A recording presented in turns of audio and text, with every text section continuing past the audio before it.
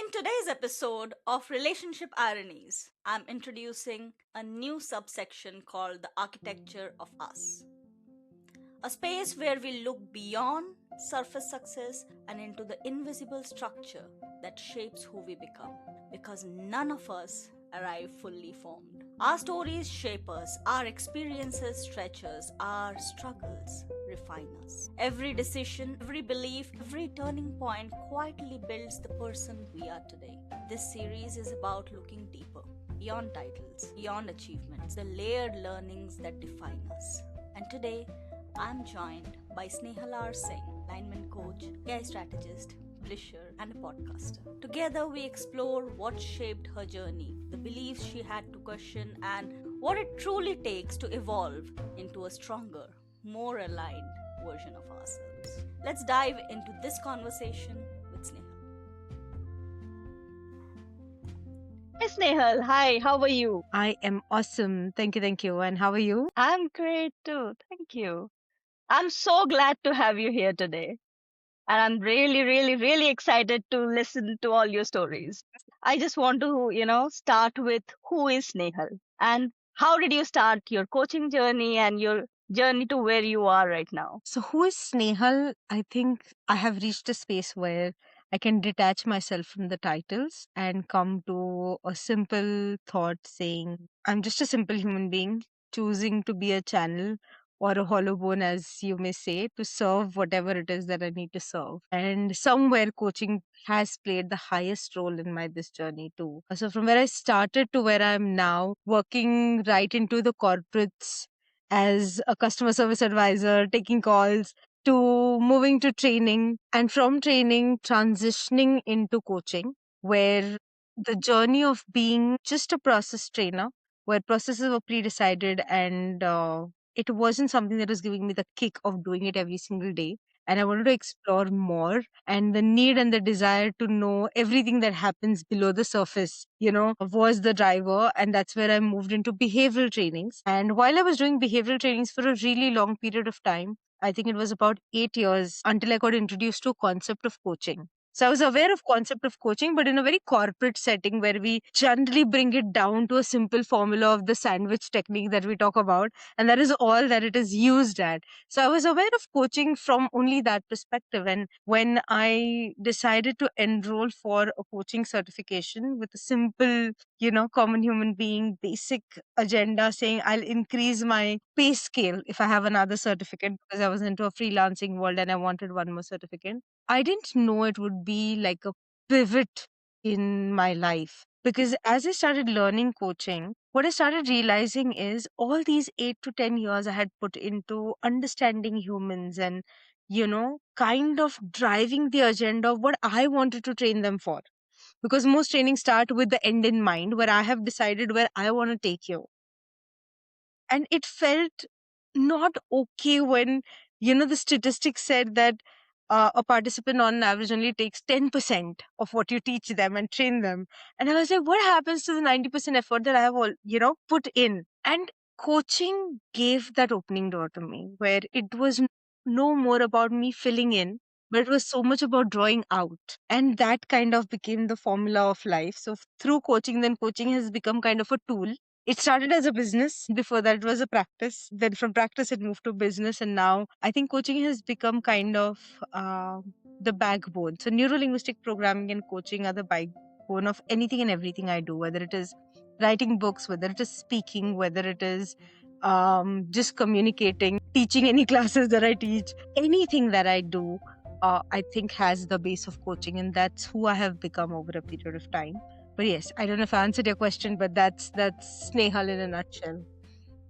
Tell us more about what all you do. You're coaching, you're an author, you are into marketing, you are into AI, I heard last. So tell us Yes. about it. So if I look at the facets, are like extreme ends as well. So since 2021, I also moved into teaching a little bit of spiritual and alternate healing concepts. And 2025 made the move of, while sticking to spirituality, doing AI as well. So I'm currently working with an organization which is kind of 93-year-old organization, and I'm helping them in terms of building the architect of artificial intelligence into their systems. So I can call myself an AI architect there, where I'm still a mediator between mindsets, digital technology, and artificial intelligence, and building like a bridge in between all of them. So that is Wow. something So that we I'm don't hear that word very often, like mindset with AI and building it. That's something very unique, isn't it, Snehal?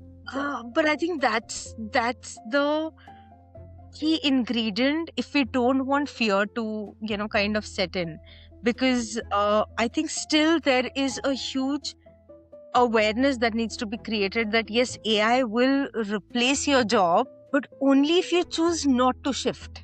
Okay, because AI only is your assistant. It can do repetitive tasks for you. But if you outsource thinking, then I'm sorry. And that's where the mindset comes into picture, where you understand, what is it that I need to do? What does artificial intelligence actually brings in? And it is so much beyond chat GPTs and perplexity and Claude and the writing apps and writing content. There is so much more to artificial intelligence. So creating the mindset, which is kind of like a sponge, which can at least absorb before it rejects something or rejects a technology.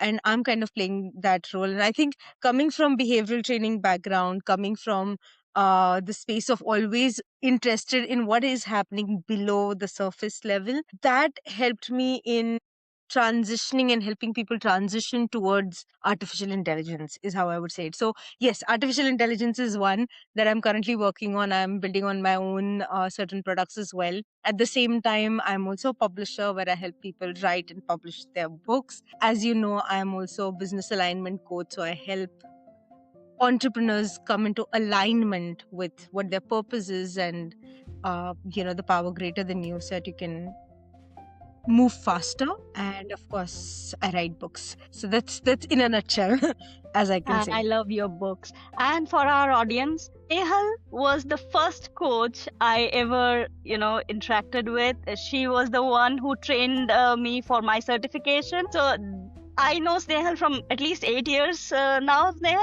Yeah. And I have seen Snehal do so many things. Books, coaching, everything was very easy. It looked very easy, at least. Right? It was like piece of cake. I'm sure it was not as easy as it looked to all of us, but I just wanted to know your experience about that. You know, often I do get this question saying, how is it that you're doing so many things at the same time?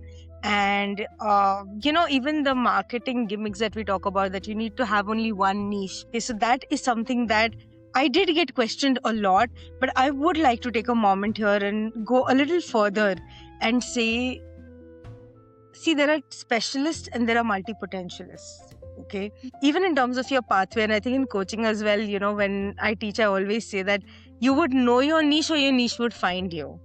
Okay, I know that I like learning something new, I like mastering it, and then I like moving on and learning something new again. And that's where me being a multi-potentialist works fantastic for me, because innovation comes from multi-potentialists. When two branches come together from different aspects altogether, that's where it interests me and it keeps me going.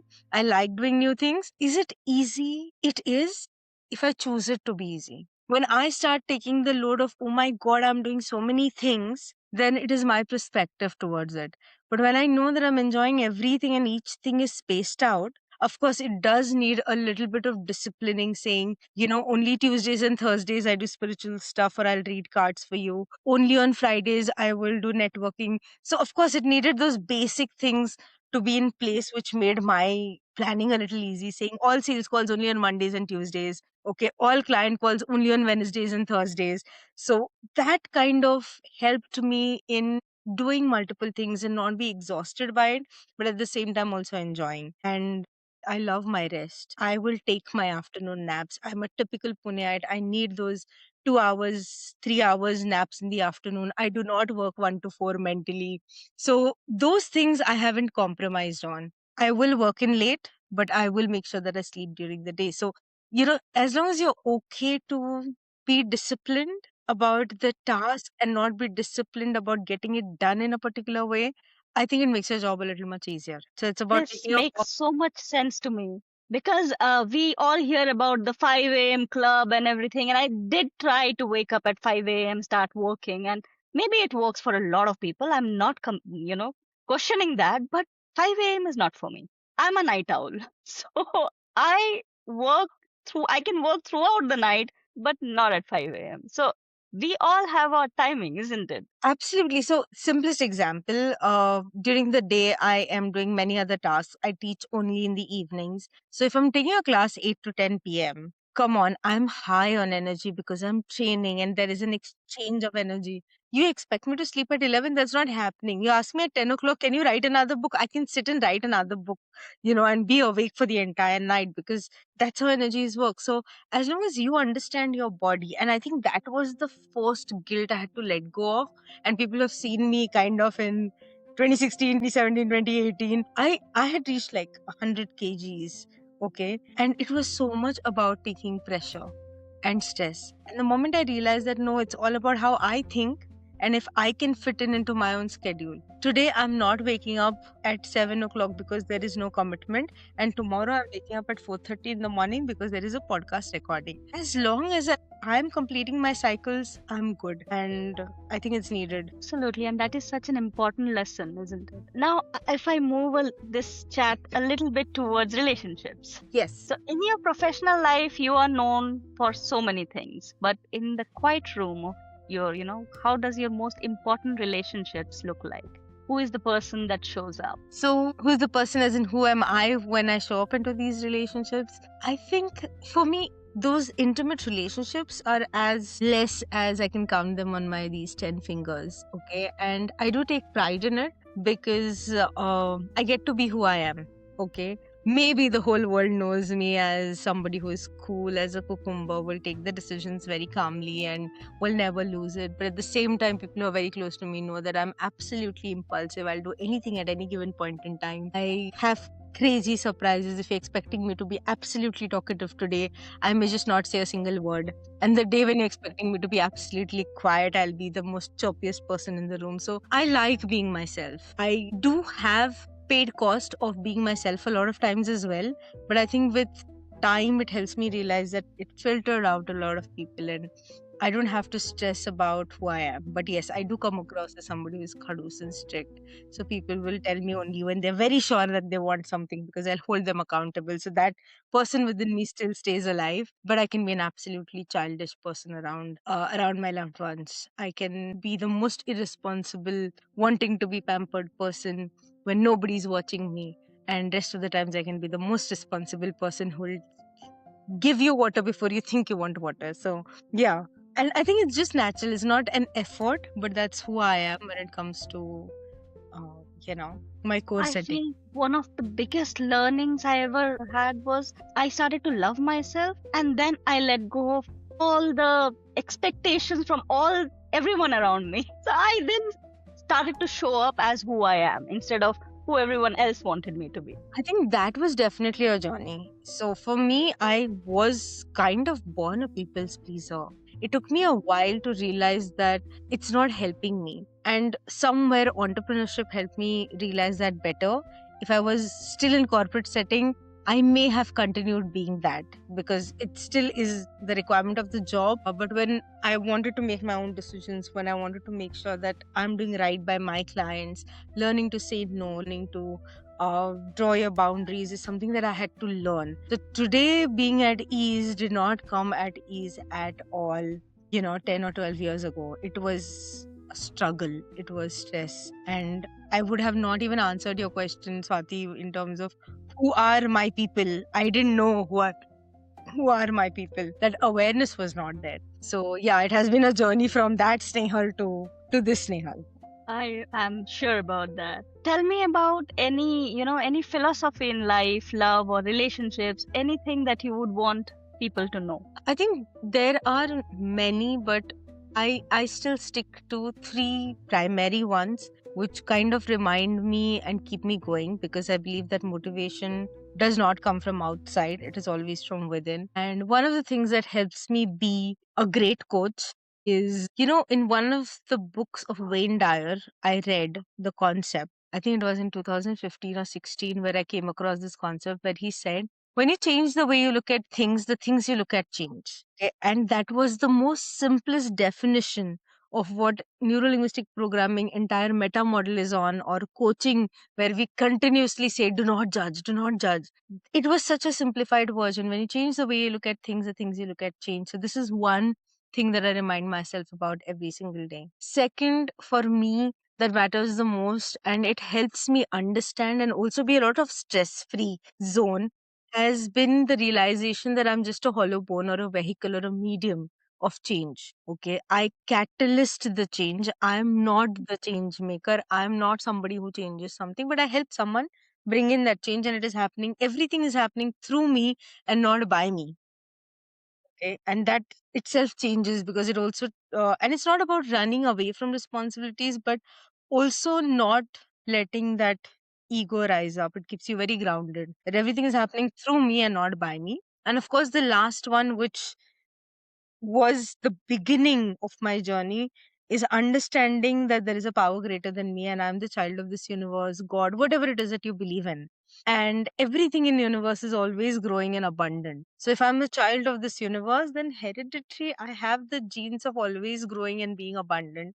There is no lack. And I think these three philosophies keep me kind of centered at any given point in time. So yeah, they're not mine. I've borrowed them, but they work fantastic for me. They are amazing. And I'm definitely going to take that, it, Snail. Absolutely. As I said, they're not mine. So I've borrowed them. You can too. Tell me about your writing journey. You are an author. You wrote some amazing books. So how did that start and how is that going? So, we have this tendency of kind of forgetting certain things. So, I kind of always wrote, but I would never remember that I was a writer as a child. Okay. So, I came across this one coach who kind of pushed me and said, Snehal, you need to stop complaining that you're in a different country and you don't have any friends. So, go to show up for an event, and it is author's event. I had not read a single book in my life. I'm like, are you kidding me? What do I talk? Because according to me, authors are very intellectual people, and what am I going to talk with such wise people? But I still showed up because I had promised. And then outcome of that was I had written one chapter in a book. Okay. It got published. It had 19 other women authors in it, and I did not sell a single copy. But it happened. After that, at that point in time, I was in States. I came back and it was a school reunion. And I'm meeting my school friends. Okay, just like after school directly at that point in time. And they all started talking about, Arey, we saw your book and it has come out and it's looking so beautiful. I'm like, I don't know how I wrote it. And they were like, are you kidding me? We still have your articles at home clipped. I'm like, what? I had no memory that I used to write even as a child. So they sent me the pictures of clippings that I did in school. So was I really a writer, born writer? To be very honest, no, Swati, I'm a completely unfiltered person. I write exactly as I speak. I don't have the ability of flowery language, so therefore imagination, fiction doesn't come easily, naturally and effortlessly to me. But writing, I think, has been my partner, whether I've forgotten it or not. It has always been my partner. That was my moment of realizing, saying, yes, I did have a blog, even in times when internet was very new. I don't know if you remember that, but before Facebook, there was Orkut. Even in those days, I used to write, and I have written poetry, or when I have been pissed off at somebody and something needs to change, but nobody is listening because, as I said, I'm a people pleaser. I'll smile at you, say nice things, and be okay with it. And then I'll go and write there saying, this is what I think should have happened, blah, blah. So, writing has been my go to, a venting place, a healing space all this while. And it has now kind of shifted into beyond me. So until first few books, I still wrote because I wanted to say something. I had a point of view. I wanted to put it across. But when all these three philosophies started blending in and becoming a part of me, it moved from that space to what is it that the world needs? What is it that I can address? And that's where the latest book also came in. So the latest book that is out, I am reading it myself because I don't know what I wrote in it. And I don't mind saying that because it is a completely channeled book where for people who don't understand channeling, you reach a space where you let your hand or your fingers just type in and it's in the flow and you're not making sense of it, it's happening through you. And that is how that book happened. The concept came in one of the writers club session, and it has ended up being such a beautiful book that I myself keep reading it. But it has now reached that state where I again go back to that philosophy of being a hollow bone and everything is happening through you and not by you. So the content is not actually mine, it has come through me. But is it for everyone? Yes, I believe that each book has a soul. Every write up, every word has a journey, and it will always reach the right people when they need it.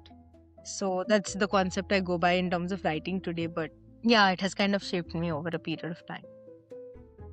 I love that. I had no idea that you can, write like that. But I sometimes do get ideas that doesn't feel like mine. It just feels like, okay, where did that idea come from? And then when I write it down, I feel this is nice, this is good, and I totally resonate with that. I totally get that. We often build our lives on the lessons of our younger selves. What is the one foundation stones your younger self laid out that you have had to completely replace to become the person you are today? So, what changed?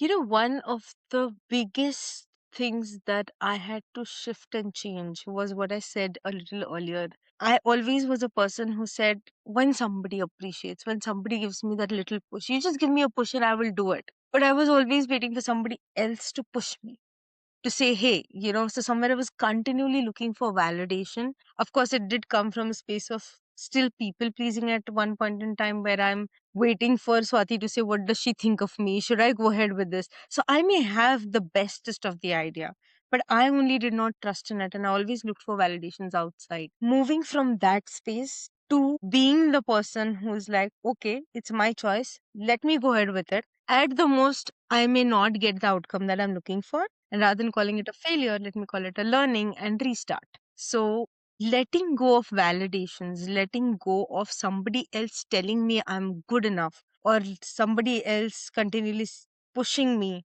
so that I drive my own journey was the biggest thing that I had to. Because even as a child, I'm telling you, in school, I used to write speeches for teachers and still not believe that I could write speeches. I still needed my friend to say, you're really good at it. So, yeah, I think that was the one thing Yeah, I can that's say. one thing that I also struggled with a lot. And I think I'm there now that, I'm not always chasing validation. I'm not always saying yes, most importantly. I'm saying yes when I want to. Exactly, exactly. How has coaching affected your relationships, specifically with your partner? It disrupted before it gave a good outcome because, we have a tendency of, I learned something new, let me teach you too, and getting out of that mode. So initially, it became kind of my go to place for trying out new things and, doing all Mhm. of that. But how has it shifted me over a period of time?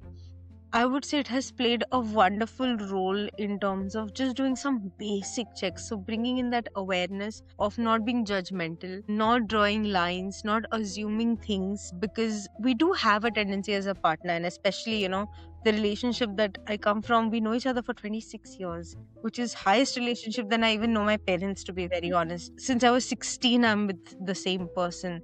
So you do have a tendency of then kind of making assumptions, saying, you always do this, you always do that. And coaching kind of changed that, facts versus feelings, bringing in awareness to, is this relevant at this moment? Am I, speaking from a space of judgment?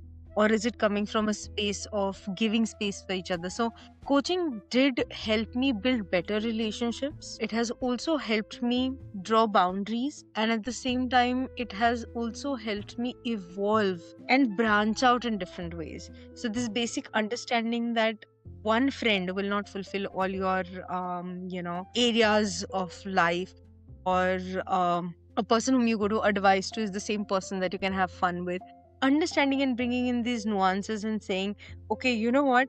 Each one has a contribution role, and I can have a variety in my life. And I think coaching brought in that perspective. And coaching with neuro linguistic programming is how I would say it. I cannot separate them because coaching somewhere is a part of NLP. But yes, being in the meta state, asking certain hard questions to your own self, I think all of that is a gift NLP and coaching has brought into my life. I totally get that. The reason I asked this question specifically is because it has definitely had an impact on my relationship as well. And the things that you mentioned, I couldn't have, said it better because every in the beginning we think that okay, we have a partner and we go to that partner for everything and we expect that partner to fulfill all of our anything else we need to throw a idea, we go to them.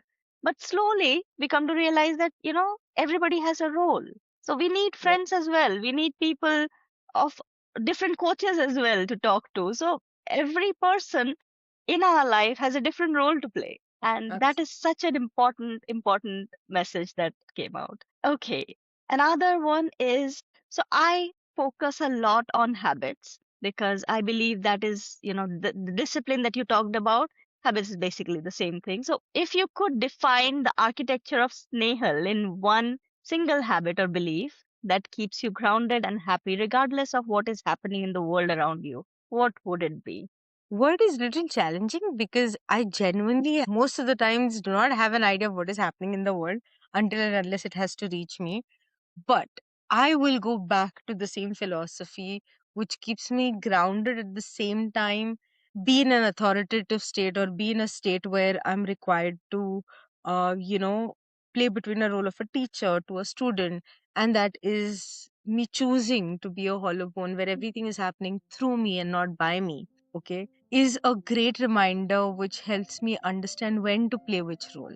Okay, so if I'm there to serve, see, it's I can be the greatest student in a room when there is a teacher who's teaching. At the same time, I can shift to being a teacher, but that is me understanding that this is what is required out of me at this moment. So what keeps me grounded is this: that nothing is done by me, none of this is me. It is happening through me, and therefore, whatever the divine wants, God, universe, whatever it is that you believe in, will let it happen through me, whether it is through action, through words, through conversations, or sometimes just by a mere presence. That's great.